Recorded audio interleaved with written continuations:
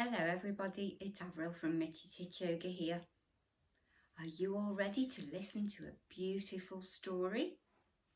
Well, this story is called The Squirrels Who Squabbled, and it's one of Rachel Bright's books. We love Rachel Bright's books, and Jim Field did the fabulous illustrations inside, so I'll be sure to show you those as we go through. So Hatcher Children's Books have allowed us to read Rachel's stories, and Rachel is really pleased that we're reading them to you. So are you ready? Here we go. The Squirrels Who Squabbled.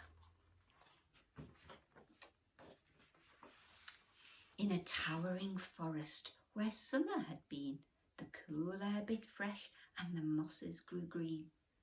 And as autumn edged in and the sky raged red, the sleepiest creatures got ready for bed. While up in a tree swung a flighty young squirrel, who everyone knew as Spontaneous Cyril. He looks like he's having fun, doesn't he?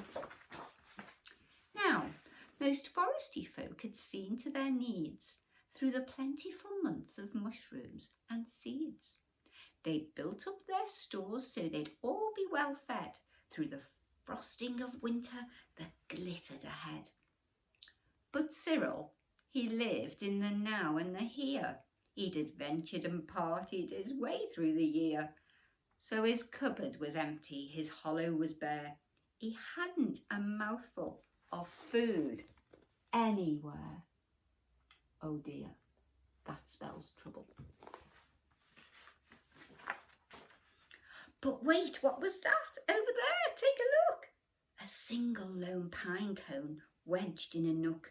He squealed with delight, and for very good reason, for inside were the very last nuts of the season.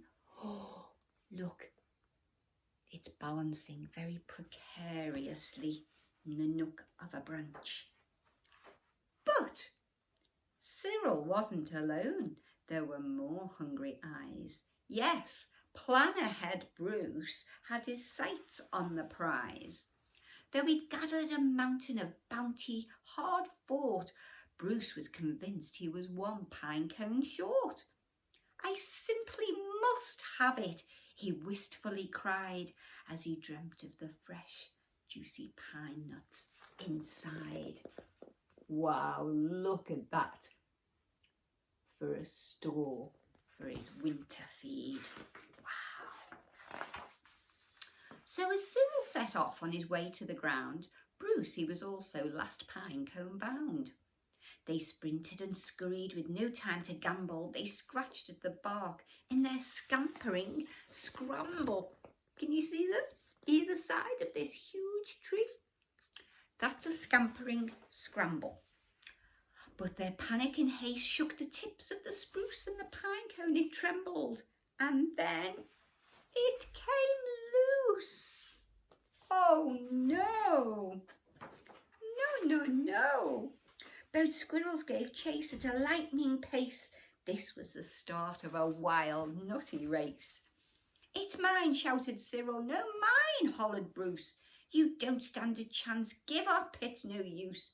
I'm hungry, cried Cyril. This cone is not yours. Stay back, shouted Bruce. This cone's for my stores. It boinged over bushes and flew through the air. It binged on the nose of a slumbering bear. It bounced over boulders, then came to a stop, then teetered and wobbled and quivered and plop.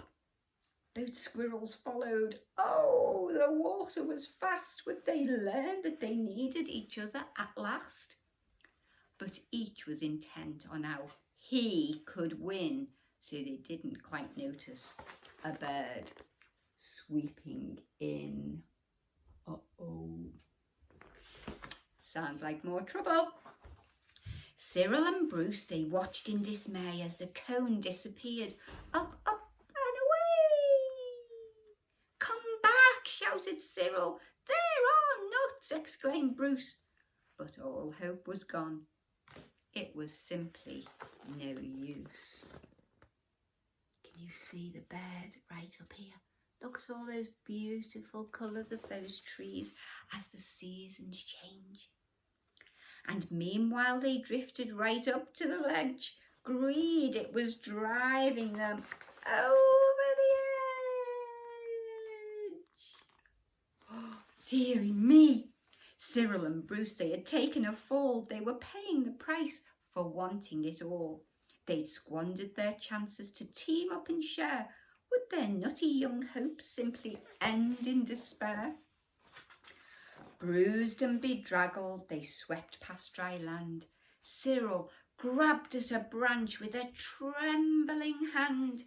Catching Bruce with the other, he heaved and he huffed and dragged him to safety with panting and puffs. Wow, look at that. You see? Bruce helped. They stared at the sky, quite lost in deep thought, until Bruce looked at Cyril and let out a snort. How silly we are, he proclaimed all a jiggle. How greedy I've been, spluttered Bruce with a giggle. We shall change from today, may the squabbling cease. We should celebrate seeing we're both in one piece. Look, they realised they're friends at last. From that day and forward, they made a great pair. They would gather together and found they could share. Yes, Cyril and Bruce, they knew in the end, the best thing to share is a laugh with your friend. Isn't that beautiful? What a fabulous story about the trials and tribulations the friendships can go through. Sometimes squabbling and scrapping. But in the end, it's good to know we have friends we can really, really rely on. Thank you for listening, everybody. Have a lovely evening. And if you're already in your pyjamas, snuggle on down and have a lovely sleep. Take care, everybody, and I will see you all soon. Bye-bye for now. Take care.